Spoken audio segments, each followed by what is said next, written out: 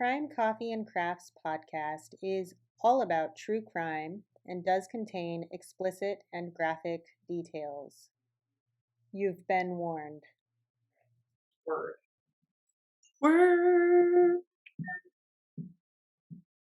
Ready to record. We're doing a wave. Good morning. How was your week? It was eventful. Long. I can't remember. Yeah. What happened? Lots of work happened for me. We're working your push off. Yes. It's a nice way of putting it. Yes. But yes, I got to go to a car show yesterday. That was super fun. Oh, nice. My dogs barking right outside. Hey, we have busy households. Mom, what are you doing in there? Why can't I come in? Anyway. Yeah. My youngest was upset that I had this mug with my coffee this morning. Everybody needs this mug. Cheers. Cheers. Clink. It's a beautiful mug. All right. I'm going to show you my coffee. Finally, show you the coffee because we're recording in the morning. Ooh. It's from Dead Sled Coffee. If you guys haven't tried it, Very nice. And I love creating. I'm not sure. Yes, it's lovely. That was really good when I had it with you last. I am not going to show my coffee because it's generic. Okay. I normally am drinking generic coffee. Well, it's not really generic. It's really interesting. Costco carries brands that are actual brands. And so, this is a brand that they carry at all the local stores here that I normally have, that I get at Costco in ginormous bags. But, yeah, coffee, 2 pounds for $12. Hello. Yeah, that's cheap. Yeah, it's hard to pass up. It's cheaper than but we do like fancy small business coffees too. Yes. They're awesome. And usually more tasty and delicious. Yeah, we're a little spoiled. Anybody who knows us knows Reds was the era of when we met. That was my mom's coffee shop. So. Yeah, my first job. First job? Mm-hmm. Yeah. I was 15. Wild. Yeah, crazy. It was fun times being a barista. Back in the 90s. Back in the late 1900s, as the kids are calling it. Oh, okay. So are you ready for what I'm about? Oh, I've been waiting for this one. This is a good one. I don't know a lot of the details. I know about the case, but I'm really looking forward to seeing what you came up with. The details are disturbing, and they're probably going to piss you off. I'm just going to say that right now. Yeah. They're going to make you angry. Okay, so I am covering the suspicious, very, very suspicious, in my opinion, death of Rebecca Zahau. A lot of people have been asking more people to cover this, and that's, not really happening. There are a couple of documentaries, but that's about it. Trigger warnings: possible rape, possible suicide, possible murder, and an accidental death of a child.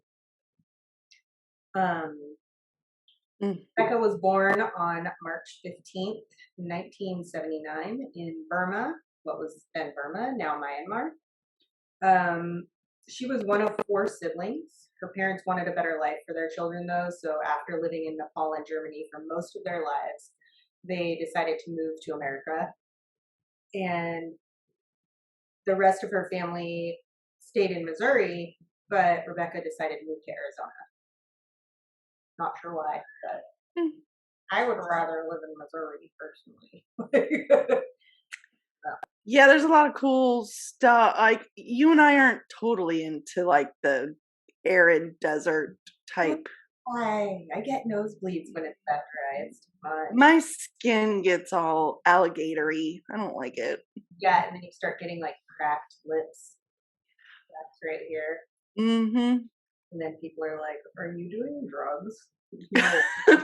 No, I just have dry skin. I just have really dry skin. Sucks. Okay. So in Arizona, Rebecca got a job at an eye clinic and she fell in love with that job. So much so that she decided to become an ophthalmic technician. That word is hard. Ophthalmic. Just saying.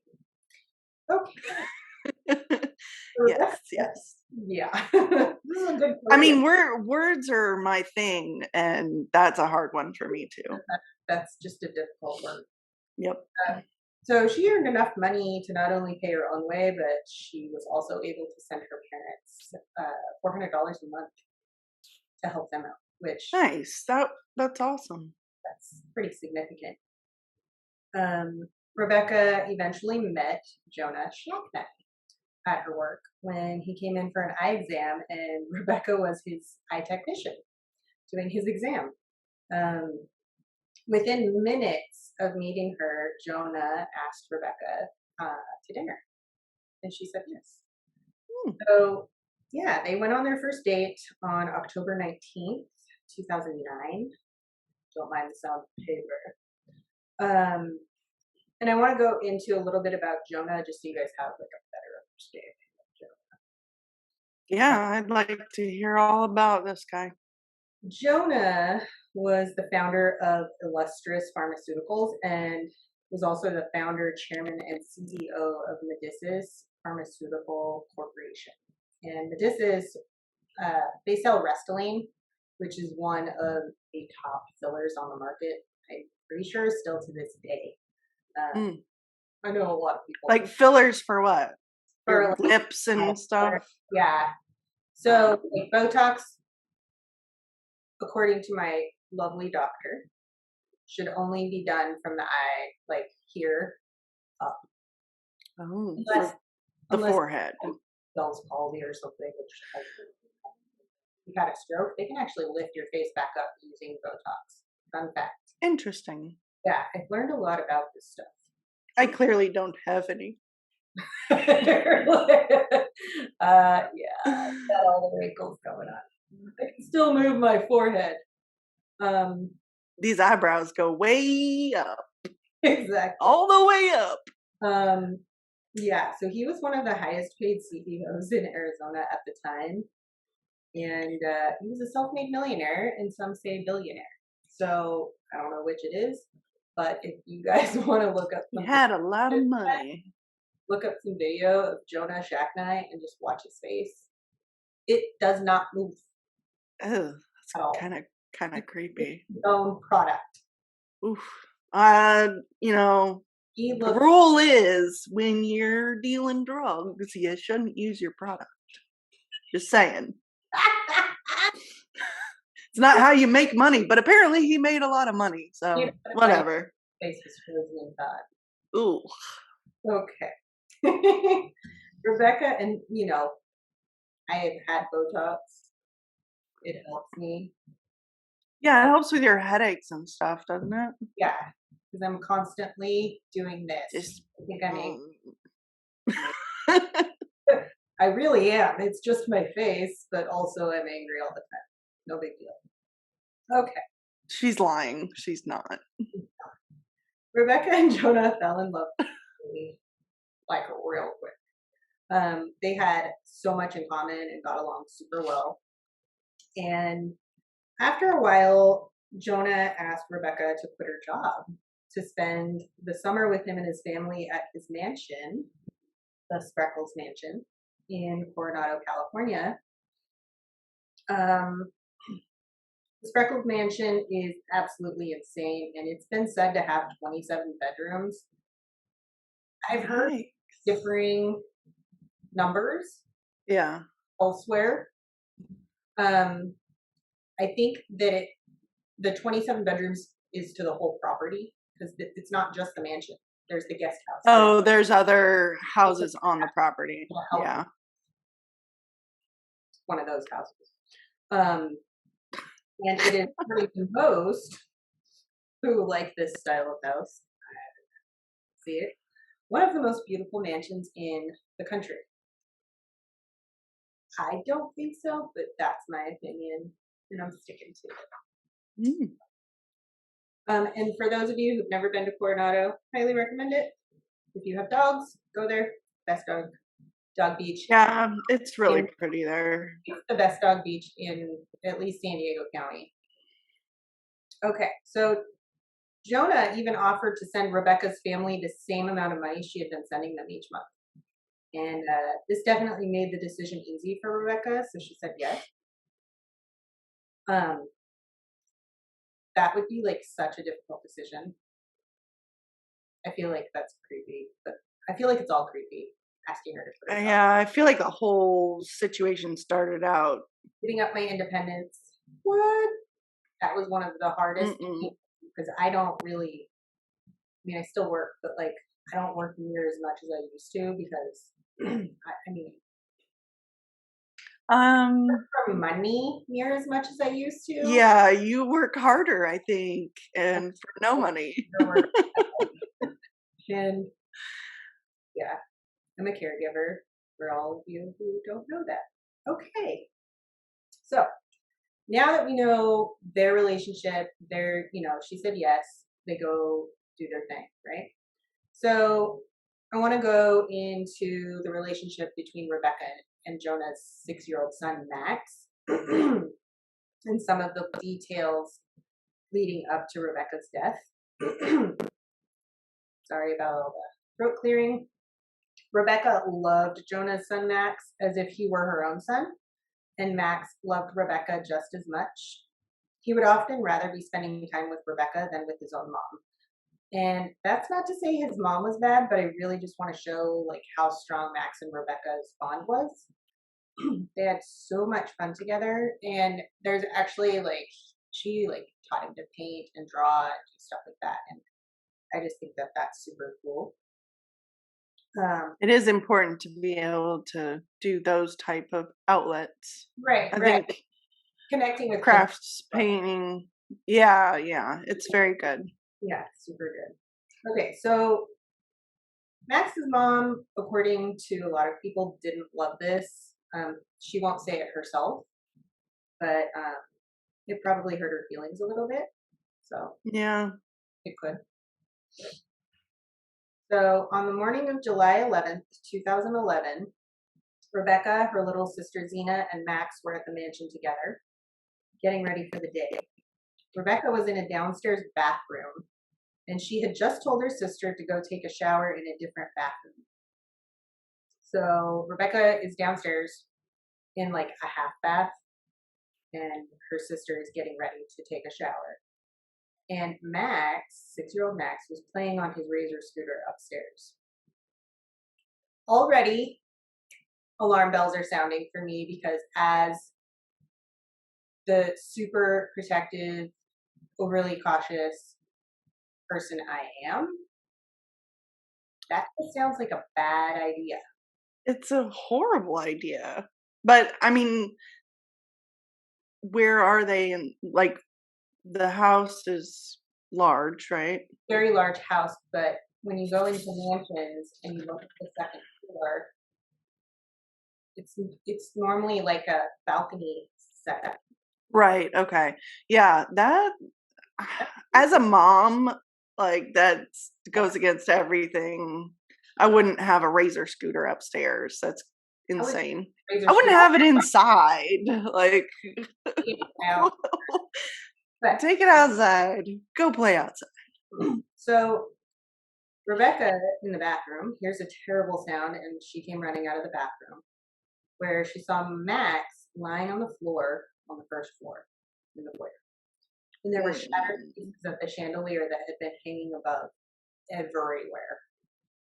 Max had fallen from the second floor balcony to the first floor foyer. That poor child. So Rebecca, having her somewhat like first aid training, whatnot, started administering CPR immediately and aimed for her sister to call 911. And Max was rushed to the hospital, but it wasn't looking very good. That's a tough fall. Yeah, he was put into an induced coma, severely injured, and had suffered from oxygen deprivation. Just, it's so sad. So Jonah, he wasn't there, and Rebecca, I guess, called him or texted him and let him know, like, hey, something happened, you need to go to the hospital right now. So Jonah texted his ex-wife, Dina, and they met at the hospital to be with their son. And Dina began asking what happened, and that's when she found out Jonah wasn't even home when Max fell. He was at the gym. But, like, Rebecca was a caregiver. Like, come on.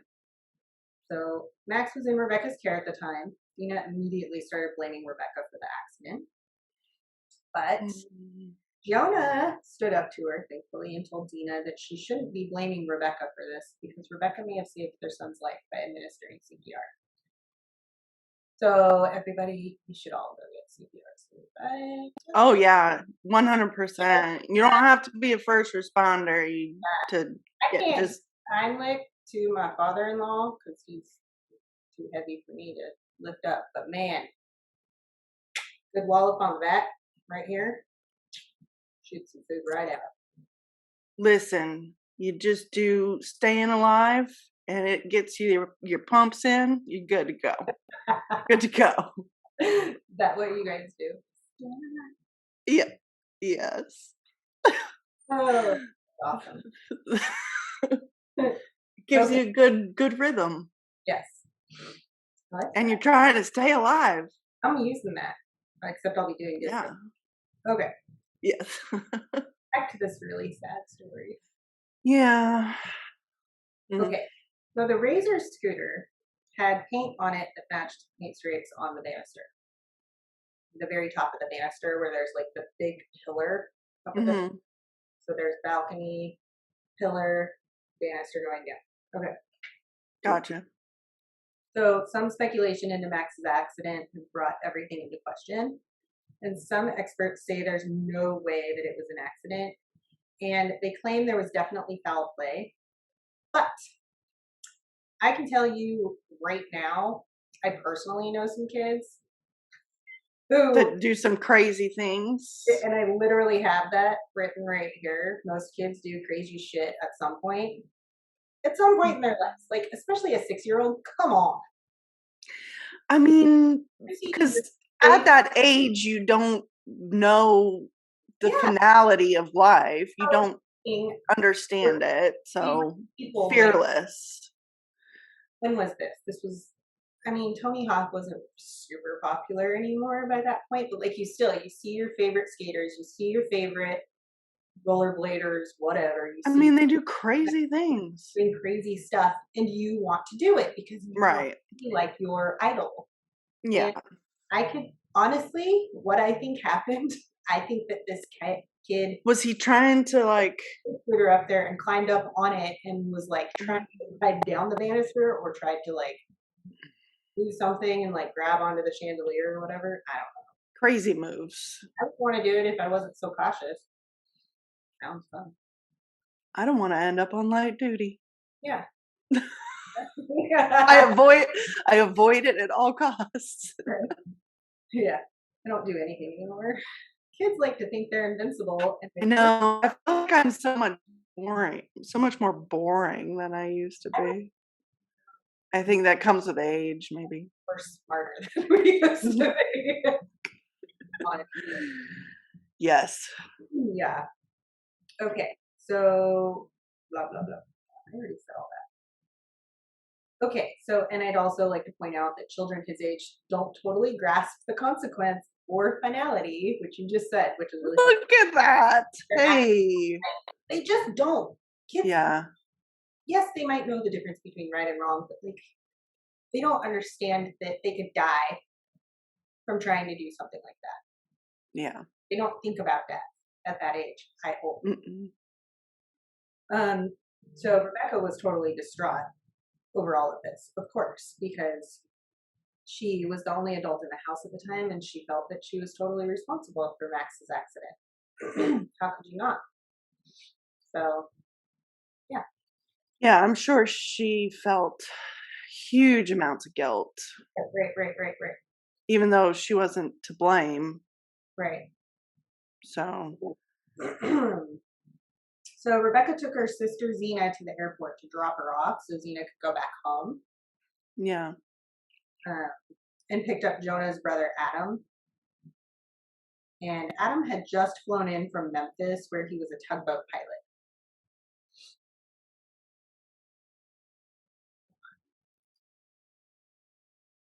Okay. So Adam had just flown in from Memphis, where he was a tugboat pilot. And you're going to want to remember that for later. They went to dinner with Jonah and another friend. And then Rebecca and Adam went back to the mansion and parted ways to get some rest. Adam was staying in the guest house out back, and Rebecca went upstairs to get ready for bed. She had called her sister Mary to talk about what had happened, and Rebecca told Mary that she thought Dina was going to kill her. I mean, but she said it a dozen times during that one call. Her sister said this in an interview. So, and according to everybody, Rebecca was such a good human being. We could all see why she would feel extremely guilty about this.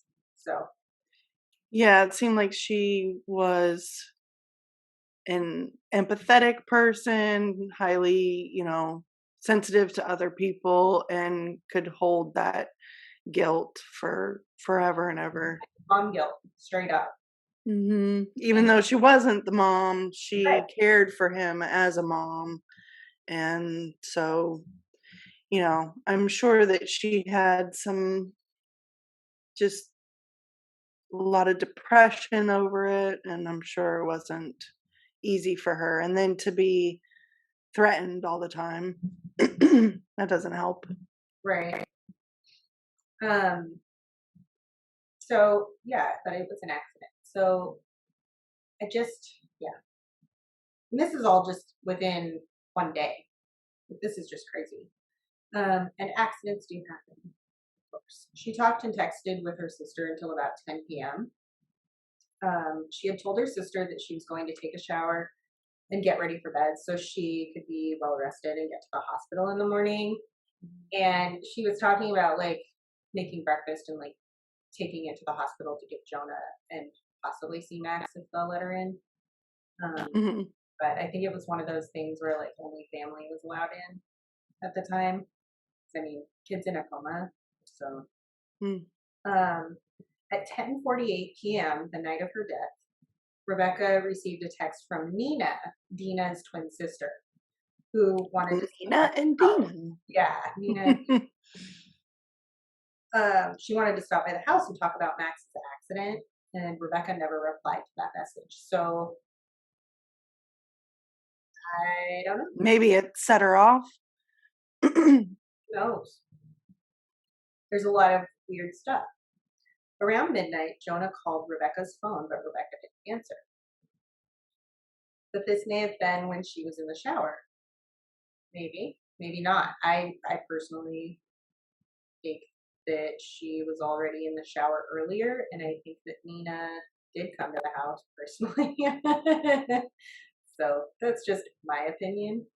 So speculation. A lot of speculation happening. Yeah. So Jonah left her a message saying that the doctor said it wasn't looking good for his son Max's survival. And sadly, Max died from his injury a few days after Rebecca's death. So, now, let's see. The police did obtain a warrant on Rebecca's phone, and they confirmed someone had checked this message that Jonah says he left and then deleted it. Which they don't know that it was her. And I personally don't think it was her. Right. I think that and this happens in a lot of families, happens with a lot of people. When somebody, if you think somebody is responsible for injuring or killing somebody you love, especially a child, we'll go. Sorry for the slamming doors. If you hear any people, oh, I can't hear anything. People just get nuts. Yeah. And they do stupid shit, like get revenge. Mm-hmm. Band together, which to me, that gets other people. That gets everybody heated, and you get worse and worse. There was one person at the house. Nina wanted to come over to the house, and I think that Adam and Nina may have had something to do with it. It's just speculation. So now we're going to go to the next morning. The next morning, Adam came walking out of the guest house to a fucking terrifying scene. Rebecca was hanging from a balcony off the back of the house. She was bound with red rope around her neck, hands, and feet. Her hair was between the rope and her neck. So she was tied up and then hanging. So her hair was between the rope and her neck. I don't know one single person with long hair that would do that to themselves. Just saying. It's no. A response to pull your hair out. It is an auto response. It's automatic. Okay. So the automatic response is to pull the hair through to the outside so it doesn't get pulled. Rebecca's hands were tied behind her back and her ankles were tied as well. She had a little bit of blood on her thigh and tape residue on her leg. There was some black paint on her breast, and she had a blue shirt wrapped around her neck 3 times, and the sleeves were tied in a knot that was apparently stuffed in her mouth when Adam found her, but he says he pulled it out. And I'm definitely absolutely not going to share photos of Rebecca's body because respect for the family, and that shit shouldn't have been shared in the first place. I think. Yeah. So if you want to look them up, you can look up online because sadly they are everywhere and they're really awful.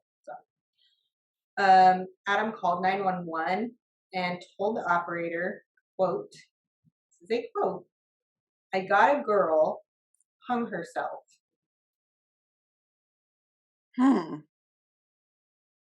This is basically sister-in-law, not just a girl. Right. That, and you can't do that to yourself. I'm sorry. Yeah, exactly. So this entire 911 call was super weird. And you can actually look that up and listen to it for sure. The operator asked if he had cut her down, to which he replied yes, and that he was giving her chest compressions right then. It's not possible to talk into a cell phone and give proper chest compressions. I am sorry, but when you're working hard to save someone, you're not like this on the freaking phone. No. Come on, man. You're trying to get someone else to call. You're yelling. You're screaming. Shit. Yeah. So anyway, I totally recommend everybody go listen to that 911 call because it is all over the place. It was even on, I think, Dr. Phil. Oh, wow. Yeah. Oh, yeah. So Coronado police arrived quickly, and just as quickly, they realized this case was too big for their department because it was suspicious as fuck. So they called in San Diego Sheriff's Department. San Diego Sheriff's Department investigators arrived on scene within a few hours, but this story just gets weirder and weirder and more fucked up. Rebecca's case was not handled properly. First of all, Rebecca's nude body was left lying in the yard, exposed and in full sunlight, not covered with anything, for about 12 hours. 12 hours in San Diego. That is in July. I cannot speak on the investigation part of that, but I can say that what I would just like to know the reasoning behind that, because that seems extreme. That's 100% against their protocol, their own protocol. Yeah. Like, nobody even gave a shit. 12 hours is how long it took for the coroner to get there. And nobody thought to cover the body. Still bound, left her tied up and everything. Exposed to the world, exposed and available for news teams to photograph and They video. should have at least like made a perimeter or something. I don't know. Yeah, I can't. It should have been covered, period. Plain it like a simple sheet. Just cover her. That's what pisses me off. So these videos and images were quickly shown on the news. This is how her family found out she was found nude and found. They knew she was dead, but they had heard she killed herself already. That's just wrong for that family. Jonah, Poor family. when he heard, because Adam called him, this is just like a little side note, Jonah Shacknai, he just sounds like such a douche to me. That's my own opinion on him. He hears about her suicide from his brother. And I'm using those air quotes big time on that suicide because I really don't think it was. He goes to his ex-wife, Asian honor, and he like makes a stabbing into his own gut. I'm like, what a freaking idiot. Seriously? What? I'm speechless. I have no words. Like, dude, like, he doesn't know his areas very well at all. Like, what an idiot. Anyway, so she should have been photographed by investigators and then covered with a sheet at the very least. And yeah, I mean, her should have been bagged. Like, there's a lot. Investigative team should have been out there and just gotten all the evidence right away, and then if it was going to take the coroner that long to get there, it should have been covered. I have a lot of questions, but I'd have to read the report. I have the autopsy report. I'll send it to you. I'd love to read it. I won't send it right now, but I will send it to you. Just to protect her family from having to see her like that on the news. Like, they knew this was going to happen. That's not okay. You can't just expect. Yeah, I'm not sure who dropped the ball on it, but it seems a little. Yeah. Yeah, the poor family, poor girl. Exactly. It's bad enough to lose a loved one and then like have that shock factor of actually seeing how they were found, like on the news. No thanks. Mm-mm. So upon further inspection of the scene, police found that the rope she was hanged with was tied to a bed inside the second floor bedroom. So the balcony off the second floor bedroom. Okay, so she's hanging from this balcony. The rope goes up over the balcony. And connected to the bed. Different floors connected to the bed. In this bedroom, there were 2 paintbrushes, a tube of black paint, and 2 knives on the floor. And neither of the knives had blood on the blade, but one of them had blood on the handle. And when I say like on the handle, I'm not talking a drop of blood. Like, it was all the way around the handle. So that's very strange. The door to this bedroom also had a message painted on it, and the message read, "She saved him. Can you save her?" Very odd message. And seemingly not written by Rebecca, but by someone else, because the terminology is all wrong to be talking about yourself. Well, yeah, it sounds like, she saved the boy. He's in the coma. Right. Now someone killed her and is saying, can you save her? But obviously no, because she was clearly dead when she was found. Yeah, it's really weird. So in this same room, there was a book about witches. And this book had a drawing of a woman tied up in red rope, the exact same way Rebecca was tied and with the same color of rope, same length of rope. So was somebody into witchcraftery? I think they were just trying to make it look weird. Like, here's this random book. Oh, Right, we yeah. found a picture of a witchy lady bound in red rope. Let's do that. That Yeah. sounds like fun today. Ah, Creepers. weirdos.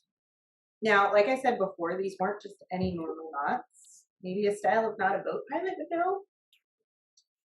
Just a thought. Because I saw these knots and they are not.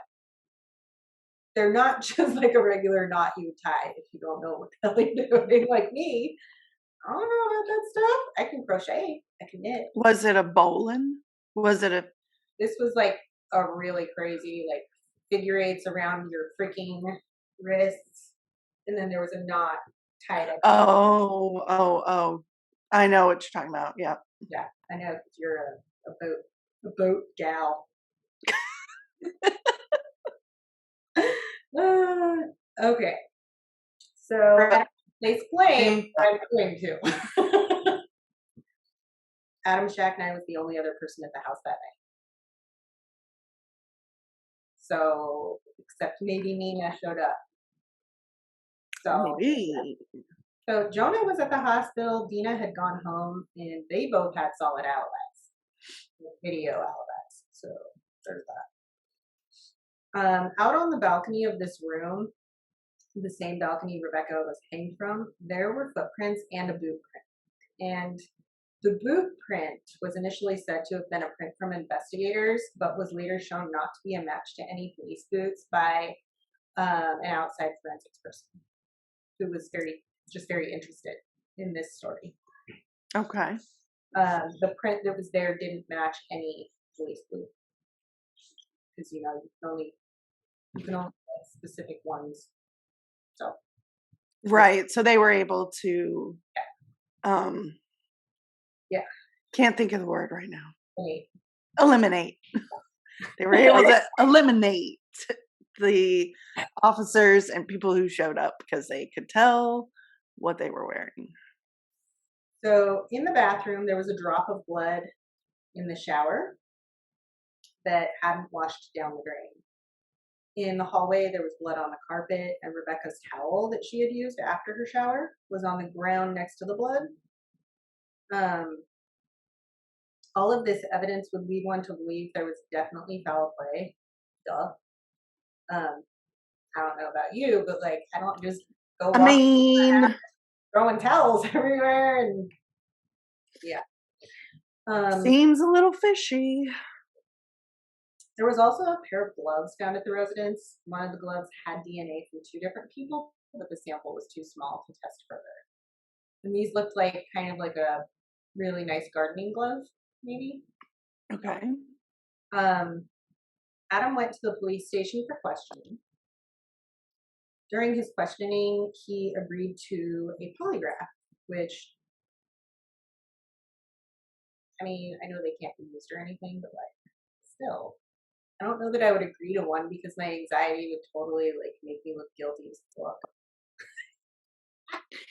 Well, polygraphs can eliminate like stress and stuff. It's something they monitor something else. I don't really know. Yeah. There's like 6-month training to be a polygraph person. That could It's be like a long drawn out. I feel like I would enjoy being a polygraph. Oh, I don't need a test. I know you're lying. right. I looked right.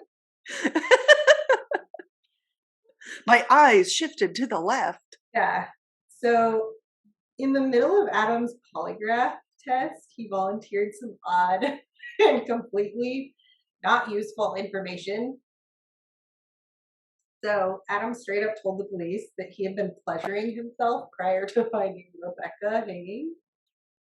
Like, what does that have to? What? I mean, I guess it shows what he was doing, but why are you just gonna like tell them that in a fucking polygraph where there's a dead woman. Like, way TMI. So, it caught everyone off guard, and you can actually see this polygraph test, and they basically just told him, you could have done worse, but you could have done a lot better too. That's literally what the guy told him. It was inconclusive. Rebecca clearly that was a problem. There's something wrong. He needs help. Rebecca's autopsy revealed that she had 4 instances of head trauma, and these instances were like around the front of the head, not back, and it was pretty significant spots, which couldn't have happened had she hanged herself, and it wasn't probable anyway. Was she bleeding anywhere? She just had blood on her thigh. But it wasn't from a wound.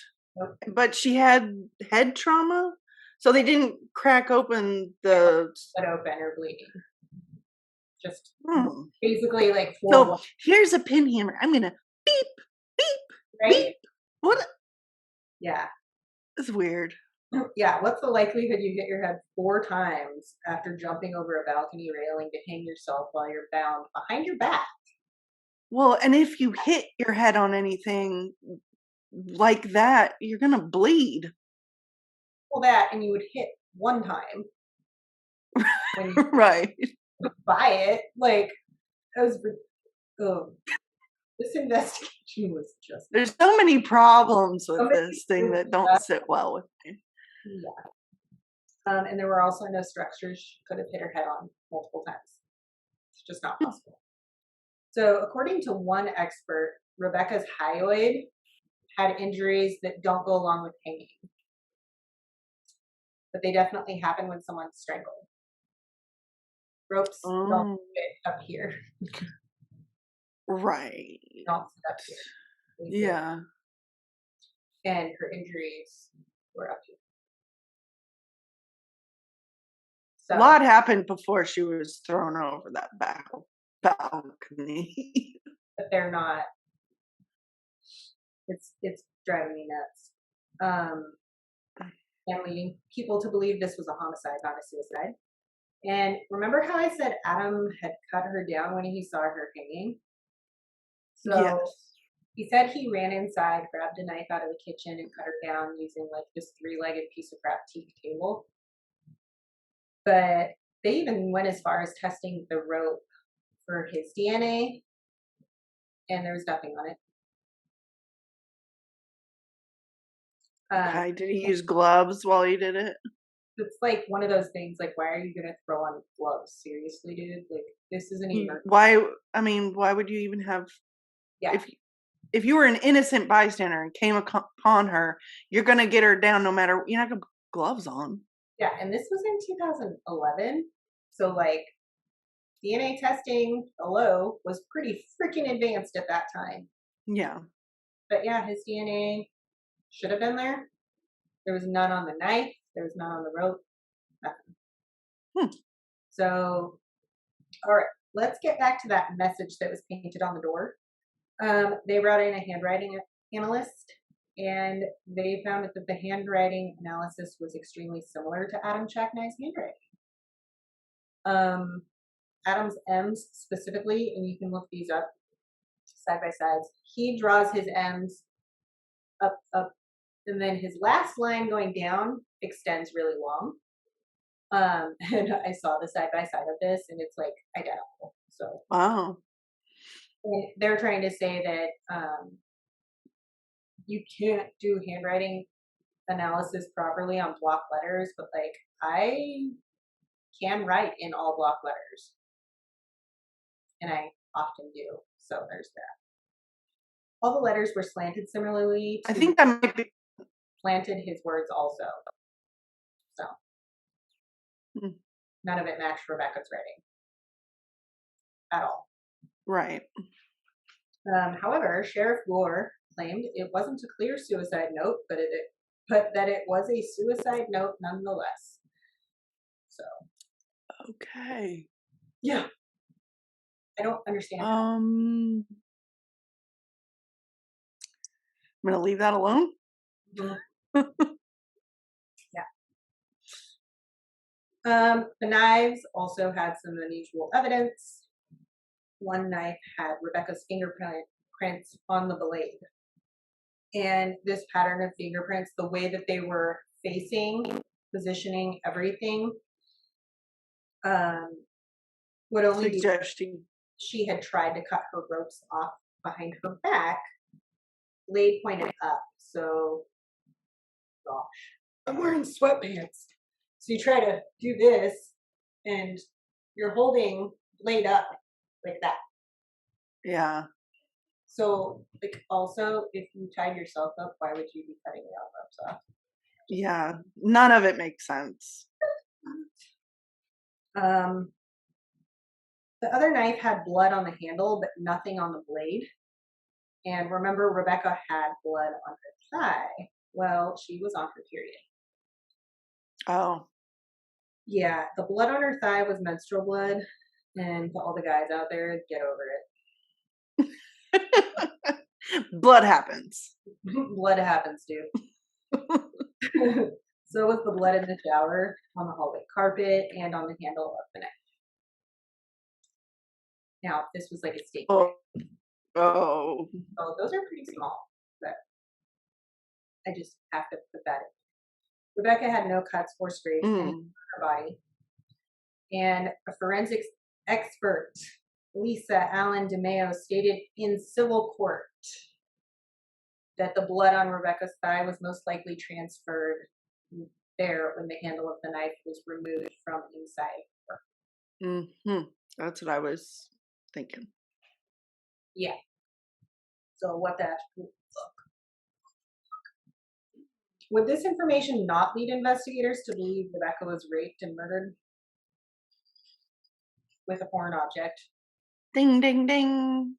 Like that, like number one would have been my thought, because it certainly leads me and many, many others, including Rebecca's family, right to that conclusion.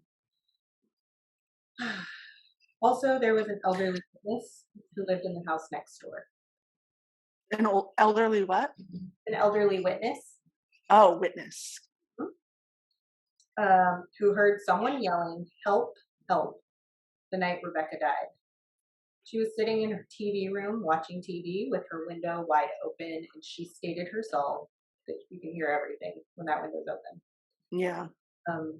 When she heard someone yelling for help, she turned her TV off but didn't hear anything more, so she went back to watching her TV.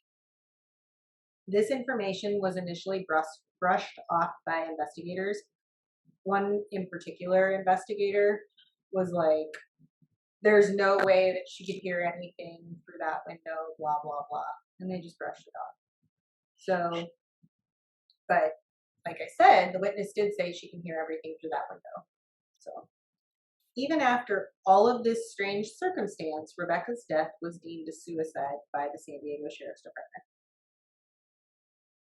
They just, their coroner, like nobody's,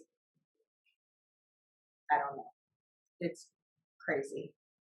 The Zahau family hired a lawyer who was quoted as saying, "The single most important thing is there has never been a reported suicide of a female like this.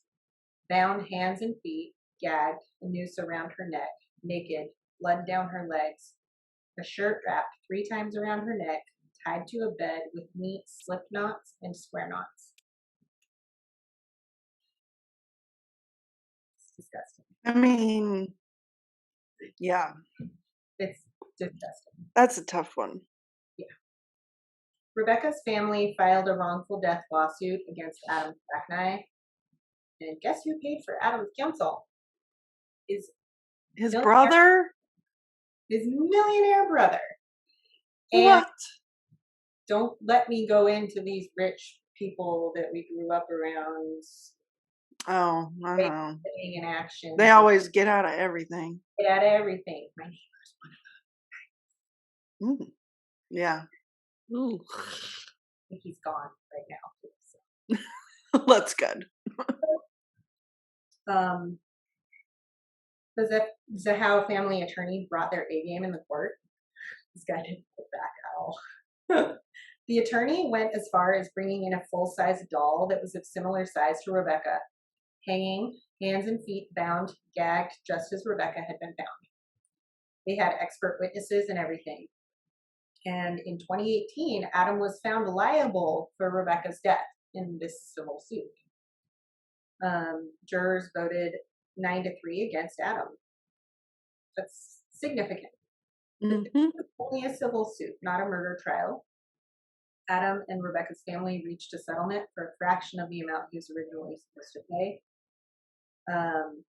Now, when I say that they reached a settlement, it wasn't just reaching a settlement. They didn't just let it go. This was a settlement with prejudice. So that's good. Okay.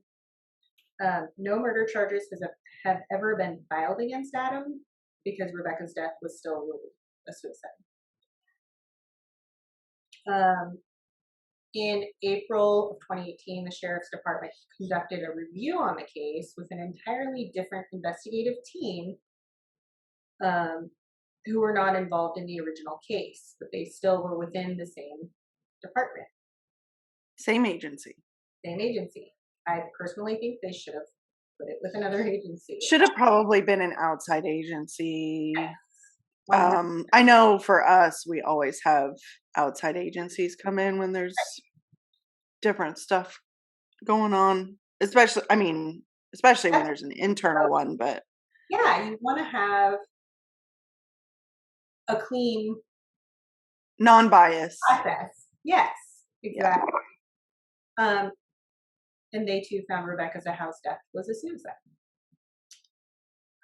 In March 2021, the Zahau family filed a wrongful death lawsuit against Sheriff Bill Bohr, and a judge has agreed to hear arguments requiring the San Diego County Sheriff's Department to turn over documents under the California Public Records Act. Apparently, they've been holding on to those documents and would not hand them over. Like, why?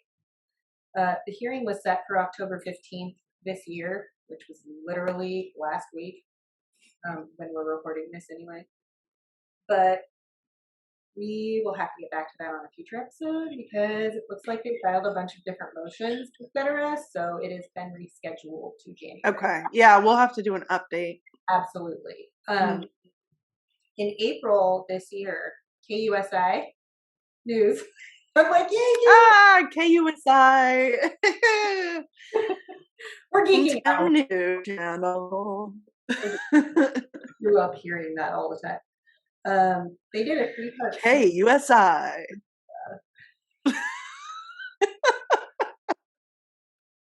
That was awesome.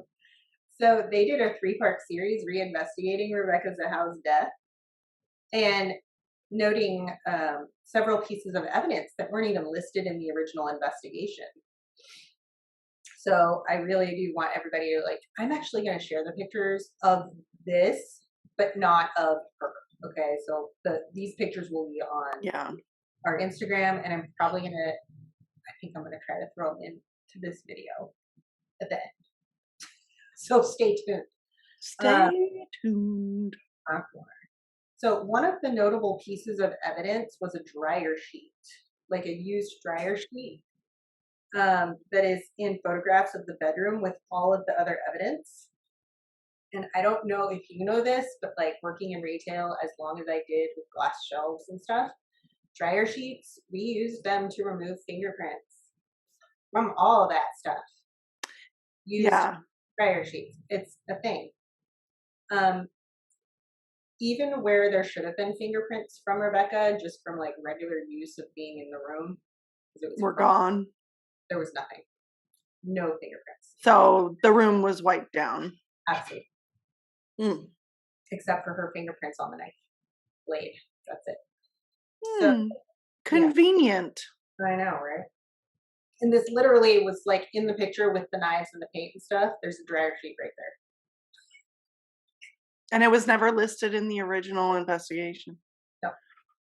They also pointed out that the diagram of the crime scene differed from the photographs in the fact that the diagram actually had the knives swapped in placement from the photograph. Now, I don't know if that would make a big difference really, but still. I mean, you still need to have everything in its place. Yeah, it needs to be done And one last notable piece of evidence that was misleading was the knot used to bind Rebecca's hands.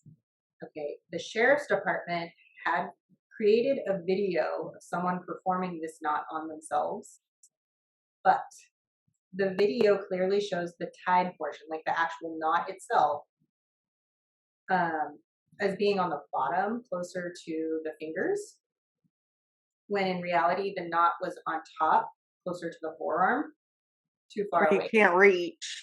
I mean, this knot was literally like this wide anyway, the way style it was. Yeah. There's no way. It's just not possible. But yeah, there's 100% no doubt in my mind that Rebecca Zahau's death was a homicide. I don't know if it's just shitty investigative work or what. Maybe just, trying to cover their asses. I don't know. But I just can't see how they came up short on it. Like, it doesn't make sense. Yeah, I have so many questions. I don't. You're not the only one. There are many, many other states, departments, sheriff's departments. We'll call them agencies. Oh, there we go. Many other agencies from other states that are questioning this case and how it's handled. So it's sad because it's our home county. But like, I don't want them to be doing shoddy work. It happens here too, but like, it happens everywhere. I mean, I school in La Jolla. I was not a La Jolla kid. Like, I grew up around those people too, and they buy their way out of everything, and they know everyone, and they have dirt on everyone, and that shit is real. It's not just movies, somebody, but like real life. They really did, and this, Rebecca Zahau, she's not a white girl. And I have to point that out as well, because it's a common denominator, sadly. Her case was treated very wrong. So, angry now. Oh. So we will do an update when we get more info. 2022, y'all, unless they keep pushing it, which is possible. Which is possible because, I mean, continuations happen and everything. Yeah, which is good. I know people see it as a bad thing, but like, I think that's a really good thing, because it's, especially if it's like the Zahau attorney that's pushing for this, like, they're gathering more evidence. Right. They have more time to build their case. Because they're not, this is still not a murder trial. This is just it's a civil suit against the sheriff's department. And I think that they should be held accountable, personally. If they did if they actually did something wrong, real, like they did. So, but I'm going to share the photos of the crime scene, just not her body. So if you, Kristen, want to look at the pictures of her body, definitely look it up. Yeah, I'll check it out. An idea of what it looked like. Right. Okay, so you can find us on our website at www.crimecoffeeandcrafts.com.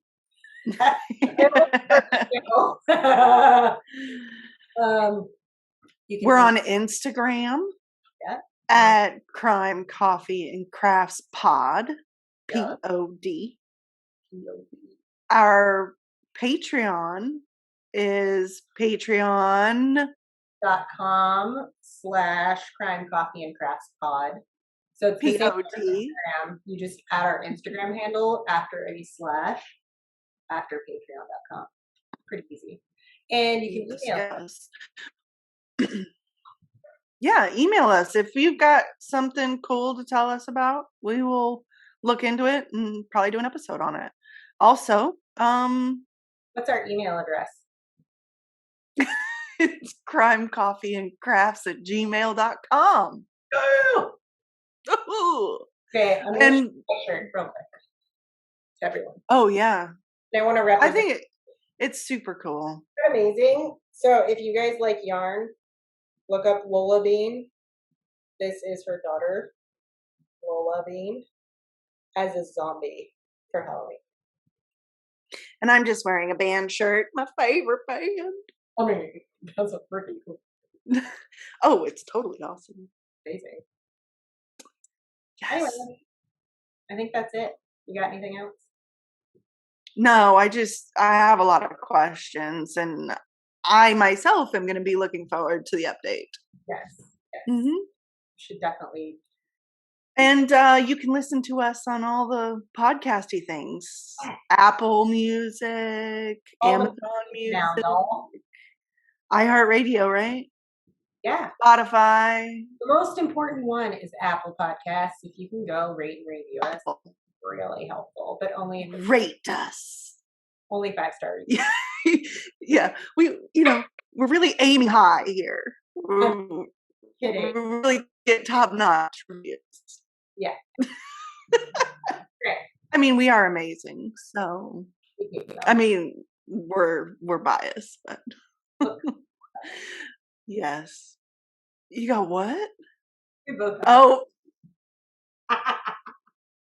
that's for you, Mom. Love you.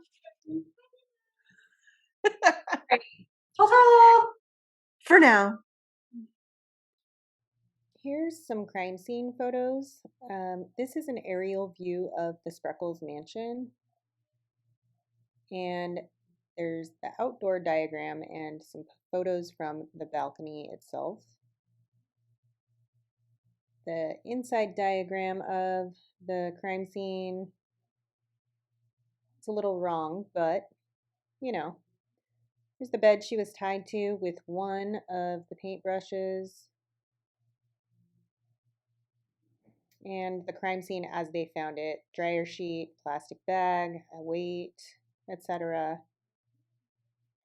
And as they started cleaning it up, they found a tube of paint, seemingly used for the door, and the door itself. And moving out to the balcony, you can see the footprints and a boot print. So yeah, I hope you guys enjoyed this episode. See you next time.